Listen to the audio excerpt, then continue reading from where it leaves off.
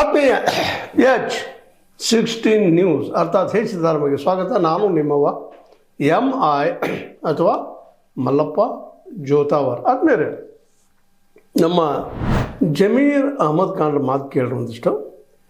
ರಾಜ್ಯದಲ್ಲಿ 2028ರವರೆಗೆ ಮುಖ್ಯಮಂತ್ರಿ ಕುರ್ಚಿ ಖಾಲಿ ಇಲ್ಲ, ಹೈಕಮಾಂಡ್ನಿಂದ ಮಾತ್ರ ಬದಲಾವಣೆ ಸಾಧ್ಯ. ಒಂದು ವೇಳೆ ಹೈಕಮಾಂಡ್ ಬೀದಿ ದಾಸಯ್ಯನನ್ನು CM ಮಾಡಿದರೂ ನಾವು ಒಪ್ಪುತ್ತೇವೆ. ಇದೇನಿದು ಏಕಾಏಕಿಂತ ತೀವ್ರವಾದಂಥ ಮಾತು ಅಂತ. ಮಧ್ಯದಾಗೆ ಕುರ್ಚಿ ಖಾಲಿ ಇಲ್ಲ, CM ಕುರ್ಚಿ ಹೌದಾರ ಸಿದ್ದರಾಮಯ್ಯವರು. ಎರಡನೇದಾಗಿ ಬೀದಿ ದಾಸಯ್ಯ ಯಾಕೆ ಶಬ್ದ ಬಳಸಿದರು ಅಂತ ಏನೂ ಇರಲಿ, ಅವ್ರಿಗೆ ಬಿಟ್ಟಂಥ ವಿಷಯ. ನಾವು ಗೆಸ್ಟ್ ಮಾಡೋಕ್ಕಿಂತಲೂ ಜನ ಗೆಸ್ಟ್ ಮಾಡಲಿ. ಇಲ್ಲೇ DK ಶಿವಕುಮಾರ್ ಅವರು CM ಆಗಲೇಬೇಕು ಅನ್ನೋದು ಹಠಕ್ಕೆ ಯಾಕೆ ಬಿದ್ದಿದ್ದಾರೆ ಅನ್ನುವಂಥದ್ದು. ಯಾಕಂದರೆ ಈಗಾಗಲೇ ಹಲವು ಸಲ ವ್ಯಕ್ತ ಆಗಿದೆ, ಸಾಕಷ್ಟು ಸಲ ಪ್ರಯತ್ನ ಮಾಡಿದರು.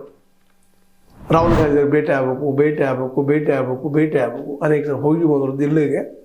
ಈಗೂ ಹೋಗಿದ್ದರು. ಅವ್ರನ್ನ ಕರೆಸಿದ್ದು ಎದಕ್ಕಪ್ಪ ಅಂತಂದ್ರೆ DK ಶಿವಕುಮಾರ್ ಅವರನ್ನು ಆಸಾಂ ಚುನಾವಣೆ ನಡೆದಪ್ಪ, ನೀವು ಇದರಿಂದ ಅದನ್ನು ಉಸ್ತುವಾರಿ ಮಾಡಿಕೊಂಡ್ರೆ ಚೆನ್ನಾಗಿ ಗೆಲ್ಲಿಸ್ಕೊಂಡು ತೊಗೊಂಬರ್ರಿ ಅಂತ ಹೇಳೋದಕ್ಕಾಗಿ ಕೆಲವೊಂದು ಪ್ಲ್ಯಾನ್ಗಳನ್ನು ಯಾವ ರೀತಿ ಮಾಡೋದು ತಿಳಿದಕ್ಕಾಗಿ.